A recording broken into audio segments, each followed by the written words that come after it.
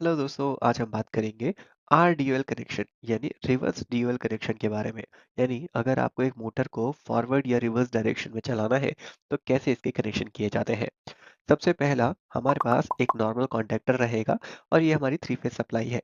ये हमने मोटर के साथ डायरेक्टली कनेक्ट करी है और बीच में एक ओवरलोड रिले है जो कि ओवरलोड को सेंस करेगी। अब जैसे ही हम लोग इस कॉन्टैक्टर को ऑन करेंगे तो ये जो हमारी थ्री फेज सप्लाई है ये मोटर पे चले जाएगी और मोटर हमारी फॉरवर्ड डायरेक्शन में या फिर क्लॉकवाइज डायरेक्शन में घूमने लगेगी। ऐसा क्यों होता है? क्योंकि आप जानते ही हैं थ्री फेज सप्लाई की वजह से मोटर में रोटेटिंग मैग्नेटिक फील्ड बनता है और यहाँ पे जो इसके स्टेटर में रोटेटिंग मैग्नेटिक फील्ड बन रहा है वो क्लॉकवाइज डायरेक्शन में बन रहा है, इसीलिए ये जो मोटर है क्लॉकवाइज डायरेक्शन में घूम रही है।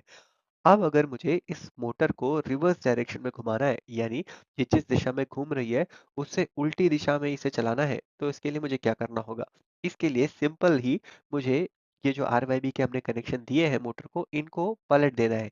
यानी किन्हीं भी दो फेजेस को अगर हम लोग रिवर्स कर दें तो इससे मोटर की जो डायरेक्शन ऑफ रोटेशन है वो रिवर्स हो जाती है।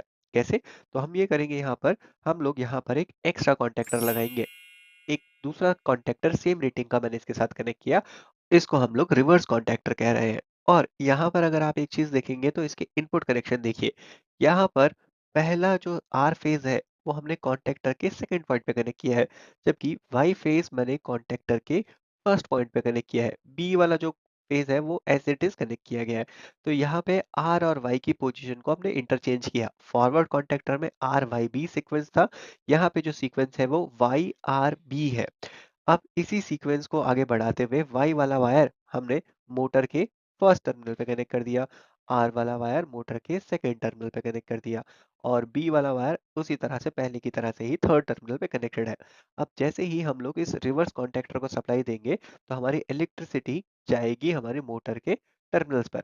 अब इस बार फेज सीक्वेंस रिवर्स होने की वजह से मोटर की जो डायरेक्शन ऑफ रोटेशन है, यानी मोटर की जो घूमने की दिशा है वो रिवर्स हो जाएगी, क्योंकि मैग्नेटिक फील्ड जो इस मोटर में बनेगा वो भी रिवर्स हो जाएगा।